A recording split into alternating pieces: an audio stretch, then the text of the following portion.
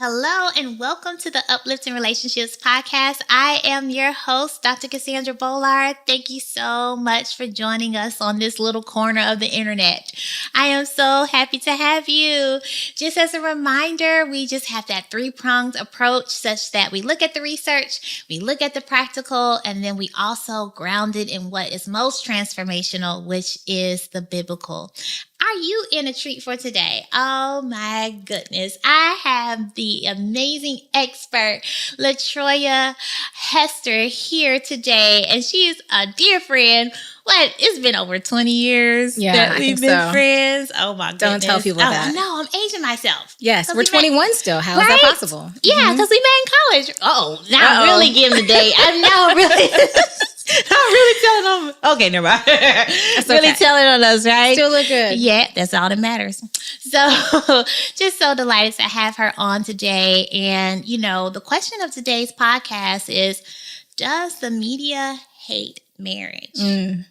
All right. And when I tell you I have an expert here when it comes to looking at, the impact of media, that is exactly what you do, Latoya. So just tell me a little bit about the work that you do. Like, how did you arrive to that place? And why is it important? What's your why, mama? Okay.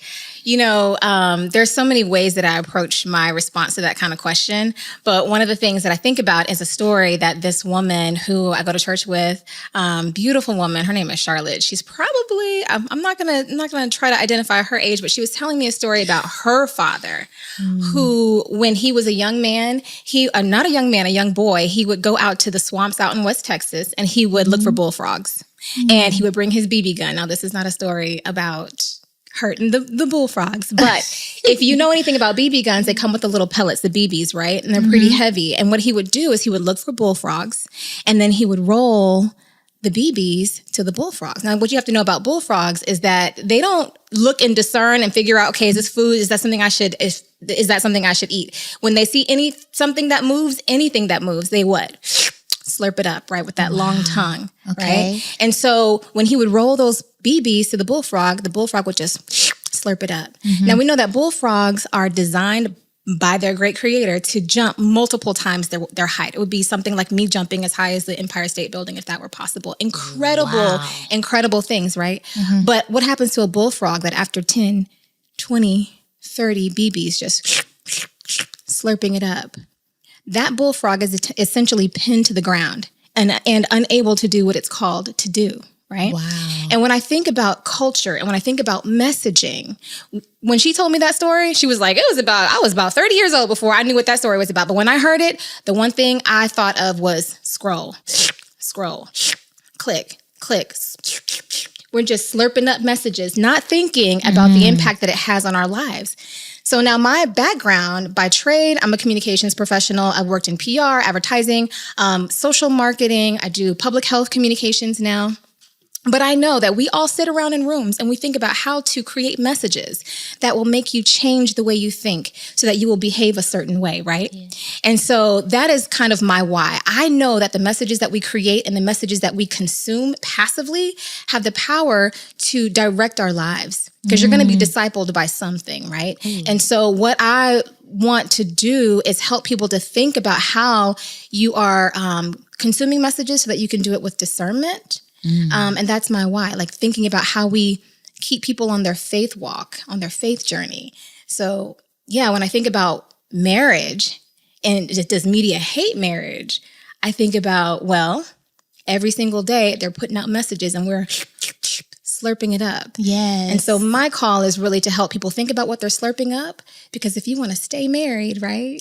Come on now. If you want to stay married. Yes. And if you want to adhere to any values that you may have, you gotta don't eat the BBs, right? Don't eat the BBs. Yeah, that's my why. That's like the summary of my why. Oh my goodness, is that good? And it reminds me that we have to be conscious of our gates. And I think sometimes we're not thinking about this is really having an impact on me, 100%. Whether I agree with it or not. Just the fact of seeing it over and over and over again. And that's how we learn. That's how you learn. We learn through repetition, and some things are seeping in subconsciously. It's true. A part of what, I talked a little bit about my call, but really my ministry is to help leaders who have congregations and small groups and who are even just leading amongst their peers, to help them to understand the real impact of the media messages we consume every day. Yeah. Because scripture tells us to guard our hearts. Yes. But then they don't always tell us what that means, like how you do that in a practical way. Yes. And when it comes to media literacy, which is just understanding how to analyze media, that is the practical way that you guard your heart, because your heart is the place of your unconscious mind. Yes. Okay. And if you're supposed to guard it, you've got to have tools. Yes. And so we teach people, or rather I teach people in my trainings, like how you ask the right questions so that things don't just drop into your unconscious mind and then direct the decisions that you make every day. So it doesn't Does that drop. make sense? Yes. So it doesn't drop in without a guard, so that you have because your our guards be alert asleep. up. Yes, and that's the thing, and that's how it enters in, like on that subconscious level, right? Correct. Yes. Right. And so it's just, so for me, I'm just wondering, like, from your lens, because I know that your lens is a lot more critical than most people's would be, right? Because this is your field. I think about it all the time. Yeah, you think about it all the time. So your spidey senses are a little bit on high alert, compared to us. But really, that's the Holy Spirit, right? Yeah, showing us discernment is to get your spidey senses up, right? I think that most of the time we believe, maybe those people over there are gullible. Maybe those people over there, can be influenced. And that's why I say, there are several things in our lives that have the power to create a subtle shift in our thinking and our behavior, right? Those things are things like our families. They create a subtle shift because they help us to think, okay, what's good, what's bad, what should I do, what shouldn't I do, right? Our families do that. Really, the government, the laws that are established, they kind of help you know what's the right thing to do, what's acceptable in this situation, what's against the law. But media really does. And when I talk about media, just to be clear, we're talking about not just social media, but movies, magazines, textbooks, even things that you think are supposed to be neutral, like the news. All of these things have the capacity to shift, to create a subtle shift in our lives, right? Yes. And like I said, if you're trying to stay on a faith journey, if you're trying to stay on one path, just something nudging you a little bit here and there, you've got to be aware of it. You just, you can't fall for the okie doke. So you've got to have tools. Yes. And, you just got to have tools to keep you on the track that alert. And we all know that there is a mental health crisis, especially for our young girls, when it comes to like social media and comparison. Yeah. And I think sometimes as adults, we look at those statistics, we look at those figures, and we think that, it's only the youth who are being impacted negatively. That's the biggest trick. Yes. It's not me. Yeah. And I think that happens in so many other instances. Like, right, you at church, you listen to a sermon, like you're thinking of all the other people that everyone else who it applies to, and you don't think deception. About how it's deceptive.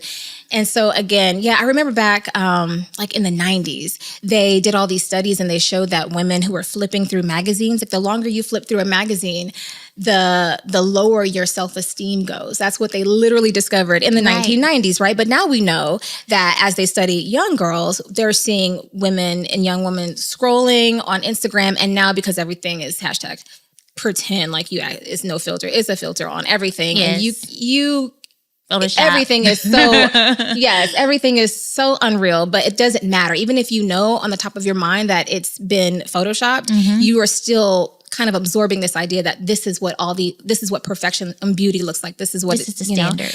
And so we see major mental health crises, right? But it's not, like you said, it's not just affecting young girls. It's affecting all of us, everybody. We all struggle with, comparison and feeling insecure. And it's just something that we have to be aware of and take very seriously. Yes, ma'am. Yeah. So here's my question, right? Like when it comes to media messaging, what messages out there do you believe actually say that, marriage doesn't matter? It's not something of value. Is there messaging out there that's being presented to us repeatedly every day that's along that narrative? Every day. I would challenge everybody listening to this podcast to find 3 songs on the top whatever list that actually advocate for a monogamous, loving relationship. Ooh. You're not going to find that. In fact, what you will find is content that supports whatever momentary feeling you might be having. I think there is this, I won't name names. Right. I won't name names, okay. But there are some people out here on the TikToks who are putting out all kinds of content that really just support. Like if you're in a moment where you are feeling vulnerable and you feel like you about to give the deuces to your this man that you're, yeah, I mean, that content will find you. And it will support whatever insecurities or whatever doubts you may have in very specific and methodical ways, giving you, the words you need to hear to leave your spouse when that has never been aligned with your values. Yes. And so the thing about it is you've got to be aware and you've got to like cut off the content that doesn't align with with the way you want to live out your life, because it's out there. I don't think that there's very many examples, not in contemporary music or contemporary media. Not really. And especially with music, I feel like it's going even deeper down that path of sometimes, I don't know, just I guess I'm dating myself, but growing up, there was just, the type of songs and the lyrics and the words, it was about love. It was like, right? It's like, I was like, hold on, like, can you actually say that in the gym? No, I know, right? And it's all around you, right? Yeah. Even my 10-year-old daughter sometimes singing songs. I'm like, how you hear that song? Because the teachers are just playing it in the background, and we're not really thinking about the lyrics in this music. Yeah. It's not love songs. It's not suggestive in a way that is kind of okay. It's really just it's a lot of times it's downright grotesque. It's just a little bit.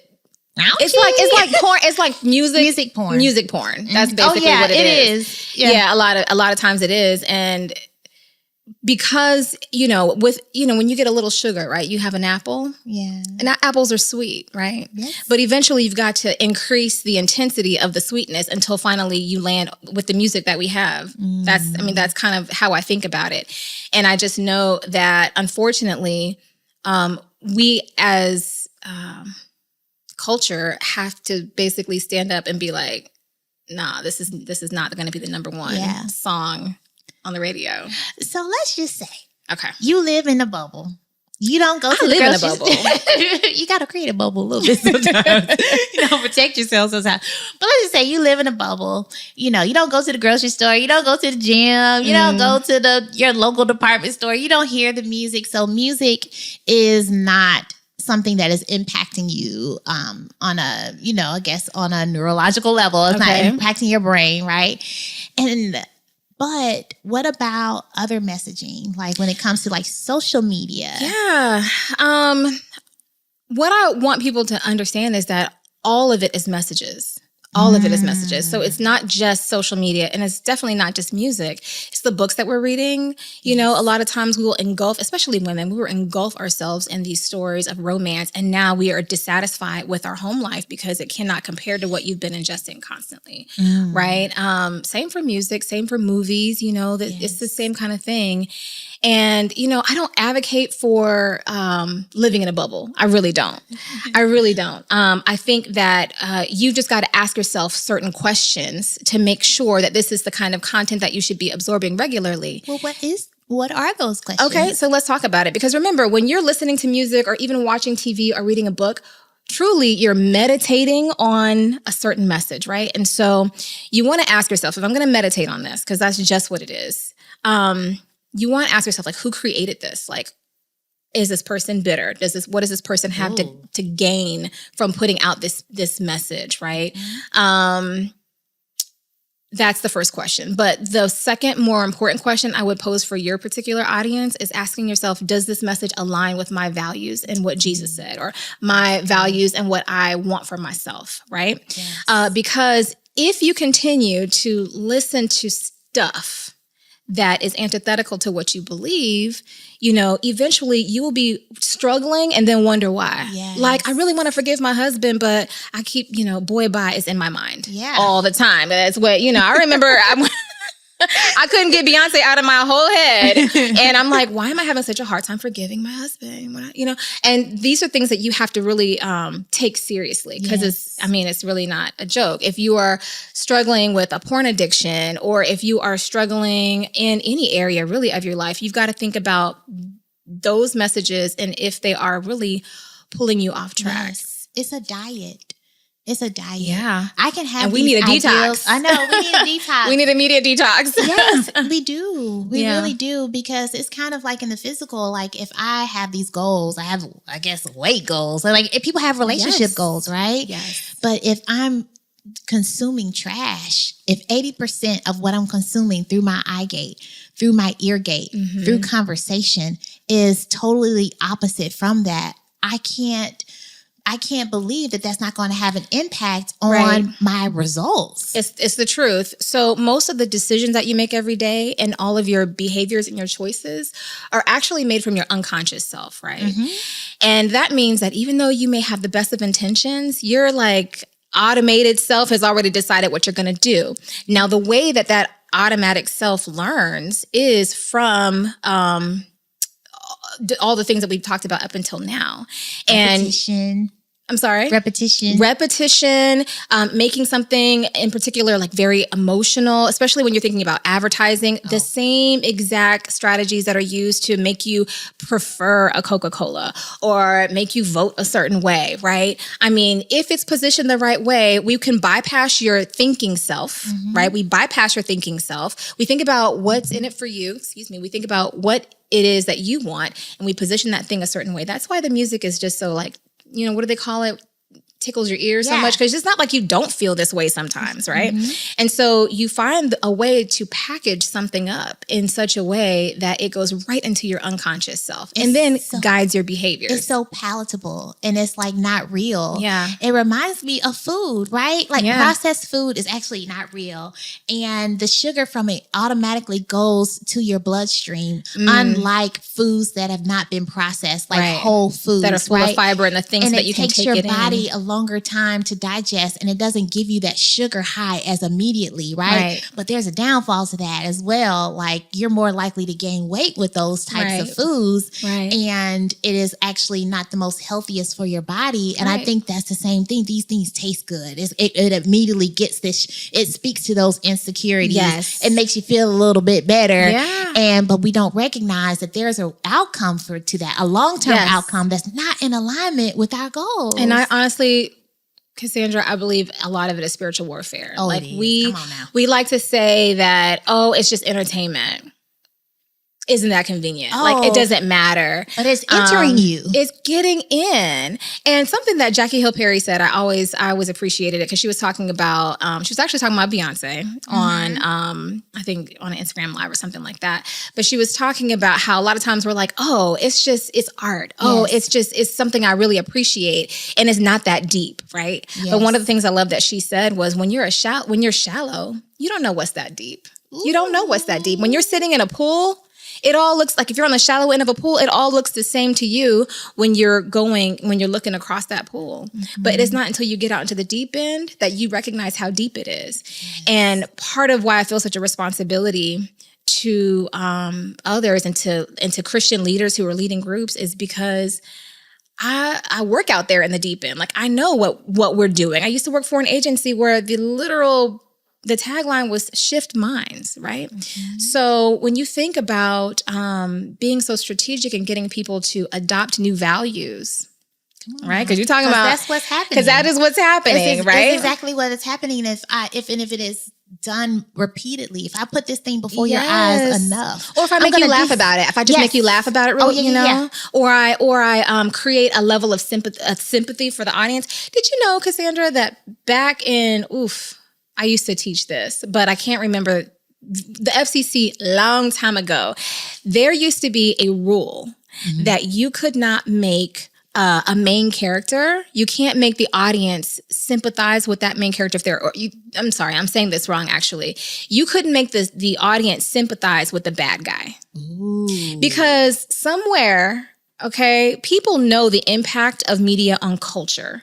Okay, they know the impact. Mm-hmm. And so the FCC had this basic policy that, we don't want the audience to sympathize with the bad guy because that produces people who will find reasons to think it's okay to do certain things. Oh right? my gosh.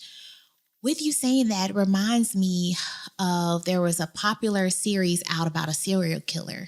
And a psychologist said, I'm not going to name the name of it, but you all know about it. There are memes and everything about it.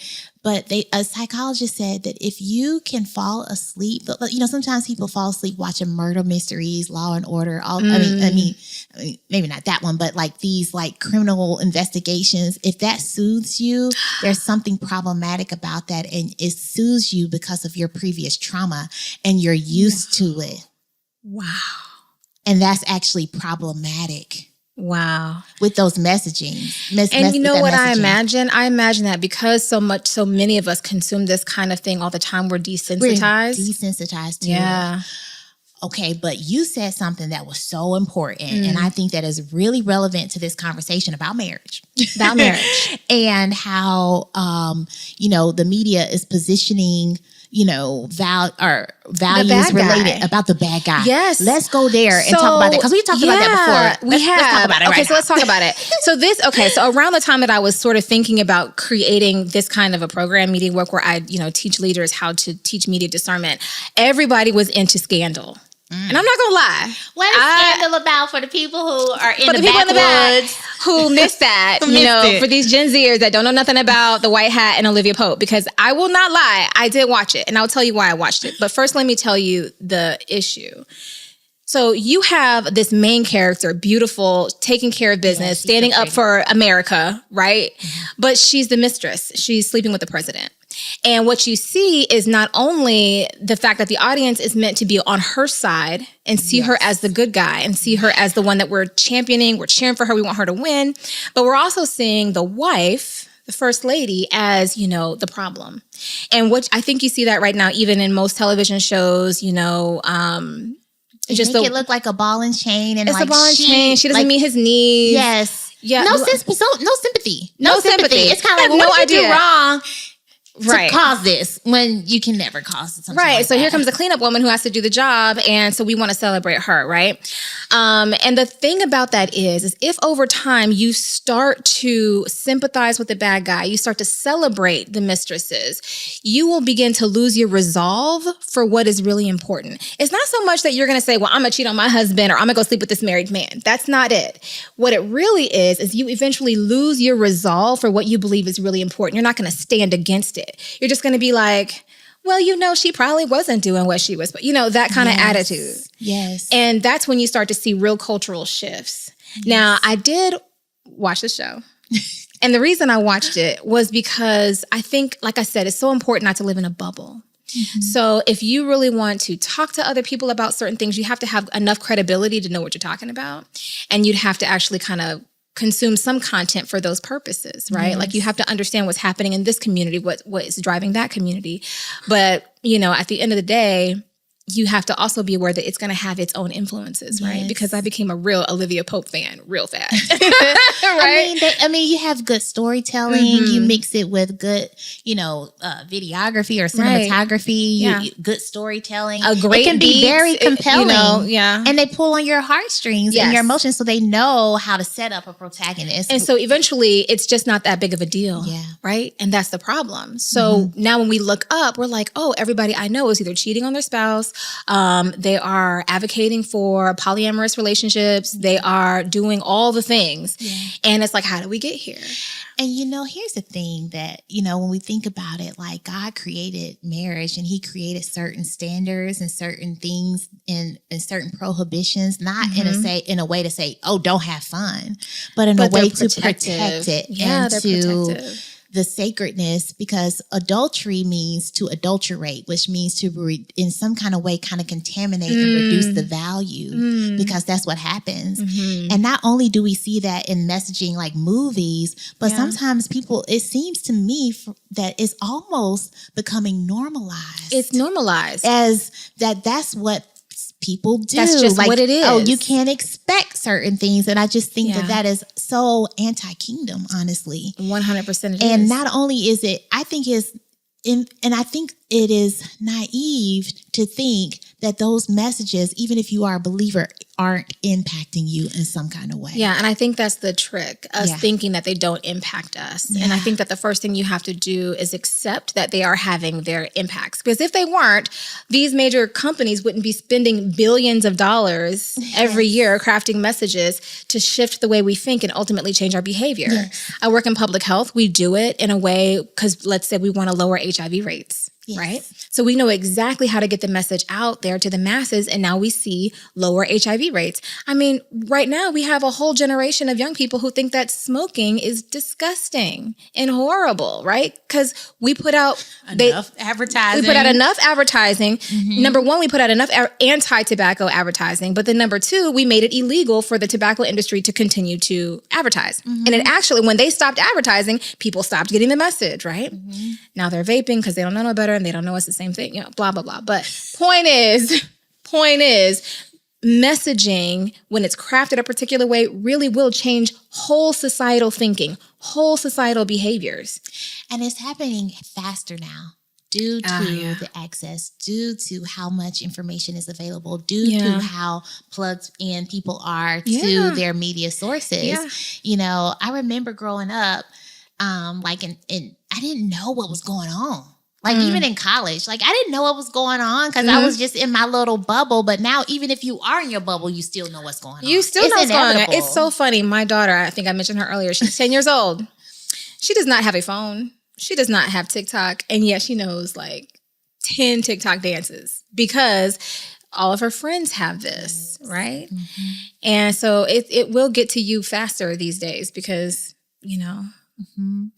I want to talk a little bit more about really people kind of capitalizing on other people's insecurities with a lot of the messaging that's going out. So this is not necessarily a corporation. This is not necessarily, a film or a media source, but I'm talking about the influence of individuals on individuals. Yeah, individuals. So part of the reason why I always ask, the first question you ask is who created a particular message? Like if you're watching a movie, who made this, right? So even when it comes to Shonda Rhimes, I remember the way she positioned abortion on the show Scandal. It was very particular. And if you ask yourself who created this message, well, Shonda Rhimes is on the board of Planned Parenthood, right? So she has a particular agenda. Not everybody has an evil agenda, but people do have their own purposes, right? So when you see influencers on social and they're putting out content, let's say you have some psychologists who are out here trying to save marriages, but you have other ones that are prepping up, getting you ready to walk you through your next divorce, right? And the algorithms will find you. So I had a very good friend and she was really thinking about leaving her husband. She was really struggling with that. And I don't know what she was Googling, but let me tell you, up popped all the content that was necessary to convince her that this is what she needed to do. Pounced on that. Pounced on it. And drilled it home. Yes. Probably made her feel validated in her in the most beautiful way. It was this amazing video. It was so well done. It was this psychologist. She was beautiful. Her words were beautiful. And she was talking about leaving a good man. My goodness. And the way she laid it out, it was perfection. If you were in the wrong place on the wrong day and hearing this, and I thought to myself, how did this content even get to my friend, right? But the algorithms are set up. People are targeting folks who are Googling certain things and then content you already have digested. Right. It will send more suggestions along that same line. Because we're being tracked. Yes, we are. And it's not a full scope of what's really out there. No. It's just honestly what your taste buds have taken a hold of. And now everything is actually going through that funnel. Yep. Right. And a lot of things actually sound good. But a lot of it's not necessarily biblical. It's not biblical. And I had to say to her, listen, are you ingesting content that aligns with your biblical values around marriage? Because your feed is looking like... Oh, yeah. Yeah. And so, I mean, I really do challenge everyone to take a look at your own feed to see, does this support my decision to stay married? Look at your feed. Look at the music you listen to. Because whatever it was that she had been, that the algorithms had identified, she was targeted. And so individuals really will target your insecurities. They really will target, because you can just go right into any social media platform, and AI will identify which audience you need to give this message to. And here's the thing, on an individual level, like when we think about messaging, like words out of the abundance of the heart, the mouth speaks. And so some people are still in their healing phase, and they may have gone through something, but they're still speaking from their broken places. So not only are they playing on your insecurities, but they're actually playing on their own as well. And they are amplifying their voice in a way that does not necessarily promote healing, but actually promotes more brokenness. Yes. And so you actually have to really think about, well, this person, even if they were like spot on, like where they are is going to be revealed in the words that they say. Yes. And so you have to ask yourself, is this helping me to heal? Right. And where are they based on like the words that are revealed? Because that's how like out of the abundance of the heart, the mouth speaks. So your heart, it's hard to know, but your speaking is going to give a few clues. Absolutely. Your words will give a few clues. Yeah, 100%. And I think that's why we have to seek God about what we are ingesting every day. It's so easy to just be like, go get in your bubble and don't, but you really do have to seek God about what he wants for you. Because even things that seem innocent, Cassandra, can really be a hindrance on your life. For me, I love to watch HGTV. I would be on that because you think it's wholesome. There's no cussing. There's no nudity. You know what I mean?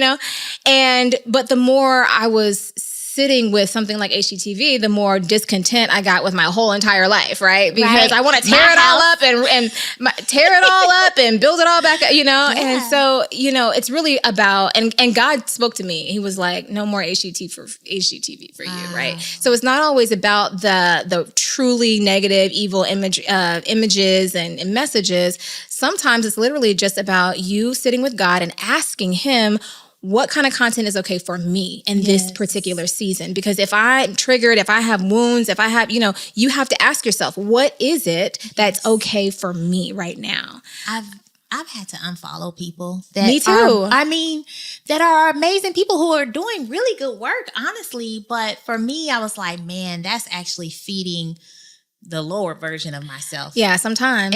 Or my hurts and my pain or my insecurities, things that I'm going through that I'm still on my healing journey with. And I was like, that's feeding that. And it's personal. It really is personal because what God is doing in your life is going to be different from what he's doing in someone else's life. So for instance, if it's a value of yours, let's say you're really not comfortable with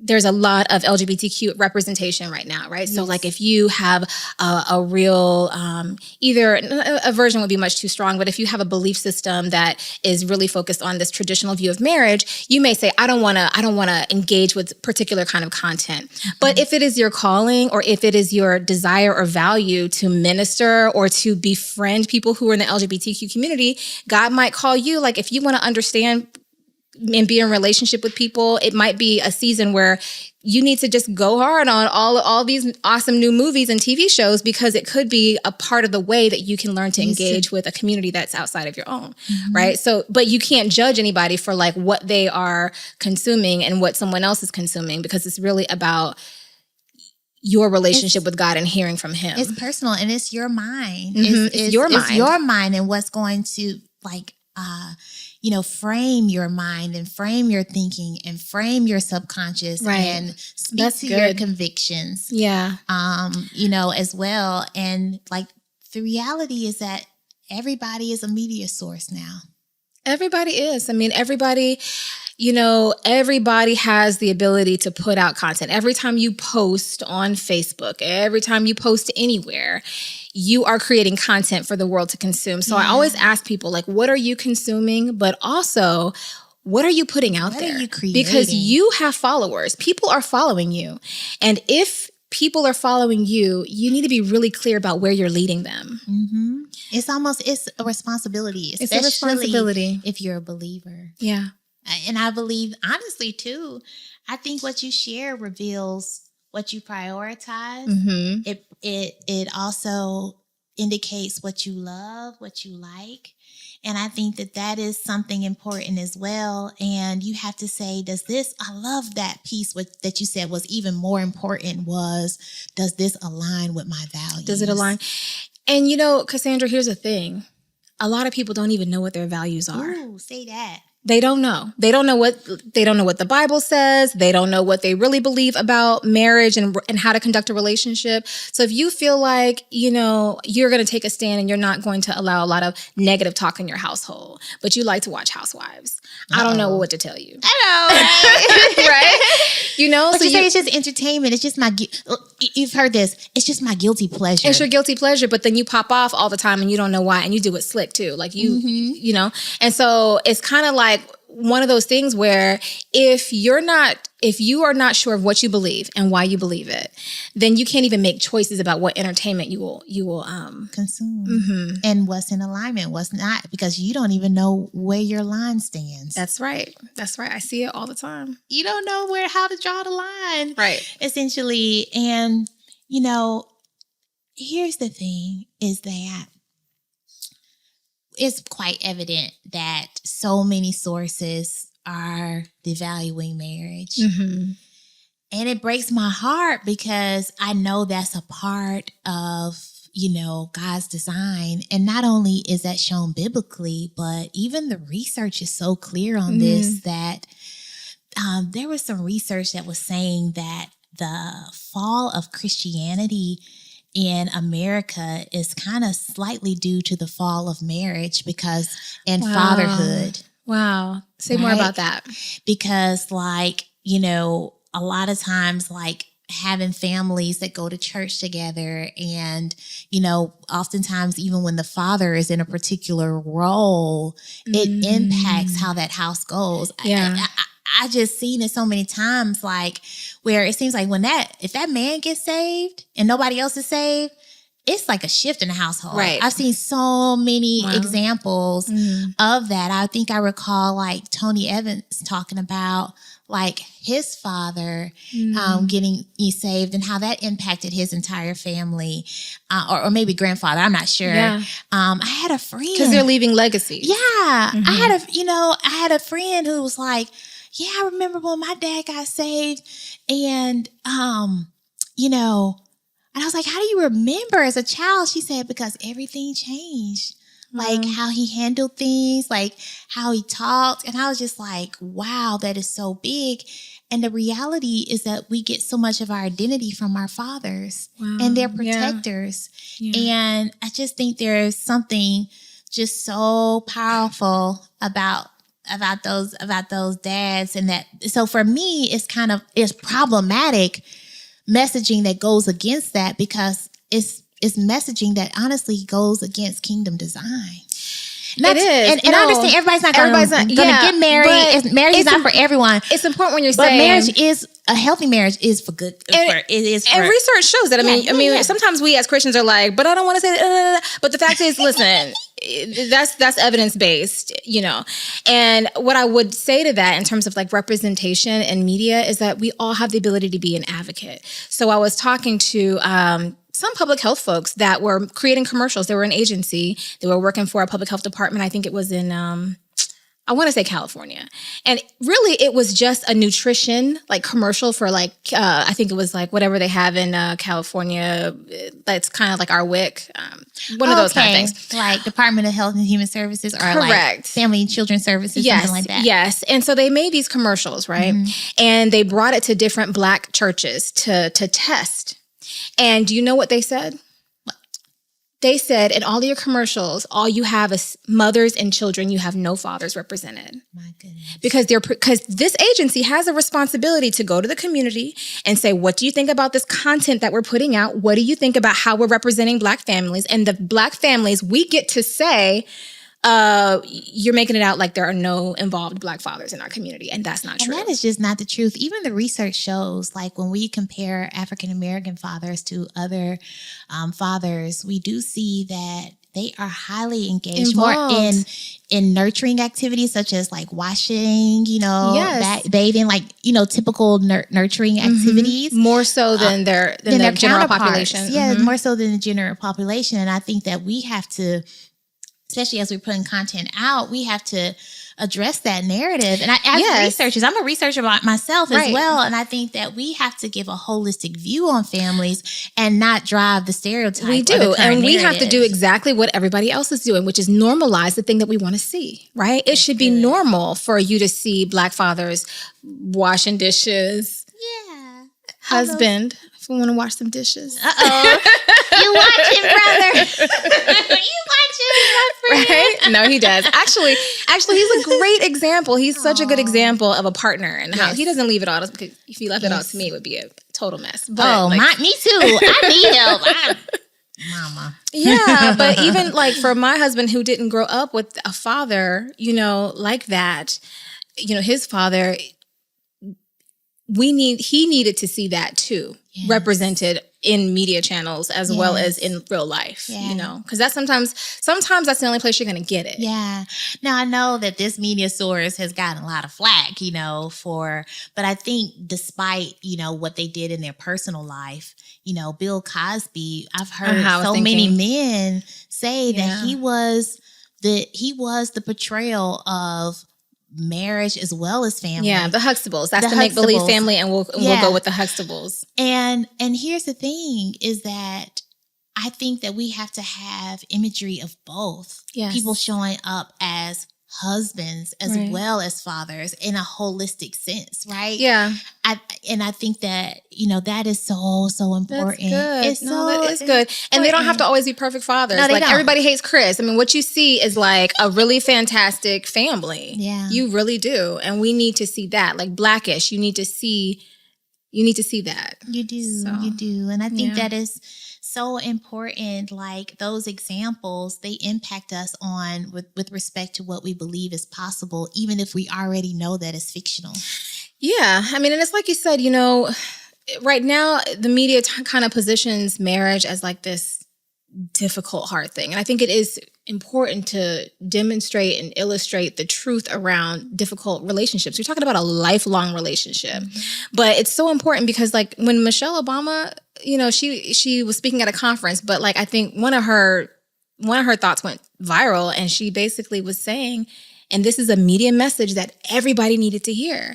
She was like, I think she said something about happiness and how you're not always going to be happy. And she was like, I went 10 good years without being happy. Like it wasn't happy all the time, but 10 out of 30, that's not so bad. And that is an example of a piece of content, a message that went out to the masses and shifted do you know how many girlfriends called and was like, you know what? You're right. Yes. We can withstand this for a little bit. Yes. Because it's not all hard and it's all bad forever. It's not. Yeah. And anything that is worth getting has its ebbs and flow. Like we didn't jump ship out of college. We sure did. Right? And that was tough. You it was like late nights. A couple classes. Showed that you went back and did it again. You sure did. You didn't give went up. to get tutoring. You went to the financial aid office and begged for what you needed to do to get you did what you had to do. Nobody quits. People do quit their jobs sometimes, but you don't usually like. You go hard into the profession that you love and you figure it out. You might go get a different job. You might find a different way, but you don't just throw your hands up. You don't give up. And like, I'm going to get this cardboard box and it's going to be it. No, you figure out how to make it work, especially when you're thinking about long-term benefits. Because marriage is not always about, it's not always about you. It's not, nor self-actualization or self-serving. Yes, and that is what the media will tell you. If it's not serving you, if it's not making you happy, throw it away. We are just a disposable society. That is the biggest thing. And the reality is marriage is not something that you just throw away. You don't just throw people away because, it's not serving you. But weren't we meant to serve it? Yes. Were we meant to serve the other person? Right. Now, I know and you don't hear that. You don't hear Can that. someone please make a podcast about that? Yes. Oh, I guess this is it. This is it. This is it. Because I literally hear podcasts all the time and they talk about how, he was a good man, but it wasn't serving me anymore. And I didn't want to invest any more emotional energy, blah, blah, blah. But here's the thing is that there's actually a joy in serving. The greatest among you will be the servant. And here's the thing is that we can't control people. True. A marriage is not like, you put the liquid in the dishwasher and it's going to go every time. You're dealing with another human being. A whole person. But you are a human being as well in your own imperfections. And that's the beauty of growing together. And, if it's only about you, then what is it all about? Like that's like, it's a consumerism perspective on marriage. What am I getting out? And I think that our culture is very consumer culture driven. Yeah. And then it'll be masked. It'll sound really, really good with respect to, self-care, if you don't fill up your cup, you can't pour things out. You can't pour into anybody else. But if it's only about your cup. Right. If it's only about what you eat, if you never pour back out, you'll bust. Right. And that container is like insatiable. You can never fill it up. It's never going to be enough. And it's like you always talk about, we keep looking for our spouse to fill it up. And I think if you watch enough TV, you'll get the idea that this Prince Charming person is supposed to fill up your cup. Yeah. But you're supposed to be looking to God to fill up your cup. Yes. And then you can give out of that. Yeah. He's the ultimate source that you can pour out to and fill up these cups. So if this cup is not measuring up, then maybe could you pour a little bit more? Right. Right? Yeah. And I think that when you pour more, there will be something added to the cup. But sometimes we're like, I'm not going to pour until you pour. But if we're waiting for the other person to pour, it's just going to stay at that level. Yes. And you can't be dissatisfied with the level if you refuse to pour. That's good. If you refuse to give. Yeah. That's good. And it troubles me because I feel like our culture is being driven more toward individualism, more toward and that consumer view is infiltrating something in which it said, you're here to serve. You're here to give. It said, husbands love like Christ loved the church. Jesus literally died for the church. Yeah. Yeah. And wives, show respect to your husbands and honor and reverence him. That's a service. That's a gift. That's a giving on both sides. Absolutely. And you're not going to see, that's also hard. It's hard. Right? That's also hard. It's not easy. And that's like, we know that, what they say, sex sells, and if it bleeds, it leads, right? So, but what you're talking about is something that is hard, right? And it's not easy to make money off of that. It's countercultural. But honestly, we are kingdom. So but we are kingdom. Yeah. And we are supposed to be the ones creating content to put out in the world, right? And so I think about the show right now that's super popular, The Chosen. I don't know if you've been watching it, but this is people who have Christians who have taken their gifts and their talent. They've remade the story of Jesus and how he found his disciples, right? But this show is like amazing. It's done so well. And so when you have strong values and you have gifts and talents, we need to be out there making the movies, saying the hard things, right? Leveling up the culture. So that, I think that's to me is a challenge. I feel like the church is losing its influence. The church is losing its credibility. And I know that, I feel like we as people who believe in marriage and family, we need to be creating the content to support that very value system. And so a part of the way we regain our influence is by creating the content for the masses to consume because we're supposed to be level setting the culture. And I want to be very compassionate and real. I understand that some of the antagonism against marriage is not unfounded. Some people have really been hurt. Yeah. Like they have been hit sucker punch, like emotionally, like wind knocked out of them. They maybe didn't see they maybe didn't see a healthy marriage, or maybe they had a relationship experience that literally almost killed them, right? Yeah. Emotionally. Yeah. Or sometimes even physically. So I Yeah. understand sometimes, this is not coming from an unfounded place. Right. But I want us to heal and get beyond, the pain, so that we don't have to live there and define our possibilities by what happened to us. Yeah, that's good. Good. And so I think because out of the abundance of the heart, the mouth speaks. So what's being created is coming from a condition of the heart. Mm-hmm. And we just have to kind of do a little bit of that healing work. It's not hard. It's not easy. It's not easy. But it's not impossible. And it's actually a necessity. It is a necessity. And I think that we have to approach everything with compassion. Yeah. But something I heard you say once, I don't know where I heard you say it, but you were talking about how we can't set the standard based on a deficiency. Or we can't. We can't necessarily normalize. We can't set the standard based on something that is honestly, was never meant to be the ideal. Yeah, just because it's not ideal doesn't mean that we base the standard on what's not the ideal. On what's not the ideal. Yeah. We don't have to pull down the ideal because reality is so far from it. Right.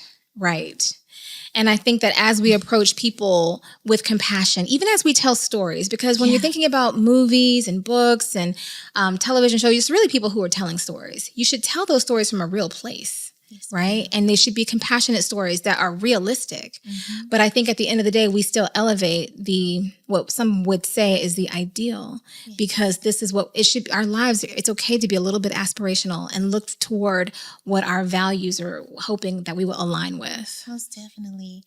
I think I gave, this is one thing I always say, even in class sometimes.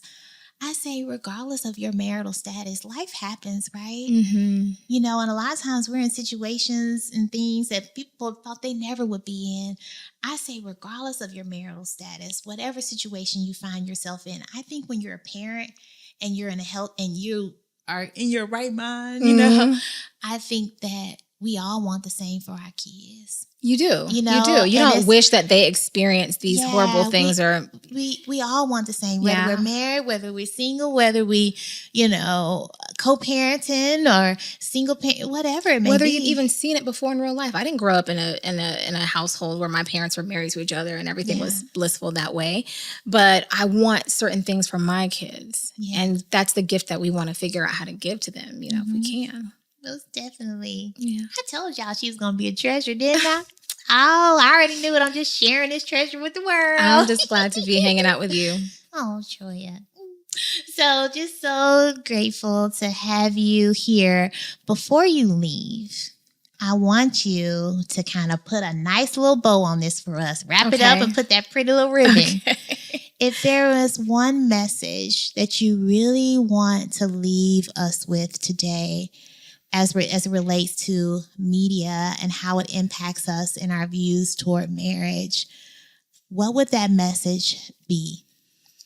I think, firstly, I would say, we're all creating content and we all have the ability to put out messaging that supports families and marriages, right? Mm-hmm. And so think about who's following you and make sure that you're leading them to the place that you would want your children to go, right? Mm-hmm. And then secondly, I would say don't eat the BBs, right?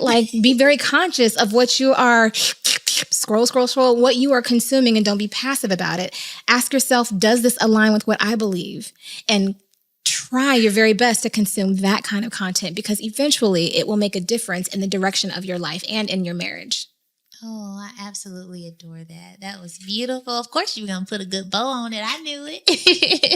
You're so sweet. So this is the part of the show where we have questions from you all. If you have any questions, feel free to, because I want to make sure things are resonating with you right where you are. It could be related to the show. I don't know what's coming out of that bowl. Just let me know at info@upliftingrelationships.com. Family, what do we have here? Okay. Oh no. This is a good one. This one is a family dynamic one. Okay. And, makes me think about like in-laws and maybe if there's like some difficulty or tension there. Yeah. And so this question is it okay to not want to deal with your partner's family? Oh, wow. And that's a big one. I think there are a lot of qualifiers here. Yeah. Yeah. What would you say? What's your take on it? Let's get. It's okay to not want anything, but I think that you have to think about walking in love, Yes. right? And know that your spouse's family is an extension of your own family. And that's real. Deal. What does that really mean? I mean, does that mean you avoid them? No, I don't think you can. Unless there is real hurt and pain. I'm not the relationship expert here, but I would say, I think that we all have just out of love, compassion, and the fact that you're building families for your children, you should find a way to quote unquote deal, but do more than just deal. That's what I would think. Most definitely. Yeah. And I think at the end of the day, you have to think about the big picture. Like you are one person in this family. Yeah. And especially if you have children, does that mean that their children don't have access to their grandparents? Now, there could be a lot of different situations. If there's abuse, if there's something like that, granted, you do need to have boundaries because this is your house that you have to protect, right? And so I don't know all the ins and outs and all the dynamics of the family, but you want to always try to take a bird's eye view of the situation and kind of look at yourself as objectively as possible. And a good way to do that is to pretend like this is not your family, but there's the same situation. How would you evaluate your character? How would you evaluate you if you were not you? If this same situation was a situation that your best friend was presenting to you, how would you evaluate how you're showing up and your desire not to interact with the other family? How would that impact your spouse or your partner? How would that, if there are children involved, how would that impact them? That's now, good. If it's a danger to any of these people involved, then you may have a very valid reason. But if not, if it's like hurt feelings, and it's hard, right? Like if there's been some type of disappointment or something like that, or things of that nature, it could be hard. But also, too, in navigating some of those things, sometimes I would say allow the biological person to deal with their family. Yeah, I think that's always a good way to go. Yeah. And I think, I honestly do. I think that you don't remove yourself entirely, but you let that person lead. Yeah. Even growing up in a blended family, my parents were always the ones making the primary decisions for me, with my step parents and everything like that. And the thing is, it's the same with media messaging. I mean, the mother-in-law is always positioned as this evil, overbearing, annoying person. The stepmom is always like this evil person. And sometimes we bring that to the table in our real life. Yes. And I think that we have to rethink about things almost expecting it. Expecting it. Like, do I have to deal? Well, this is your actual life. And in your actual life, it's like what you've said. You've got to really think about your values and the bigger evaluate picture. yourself. Yeah. And the bigger, look at you, got nuggets there for everybody too.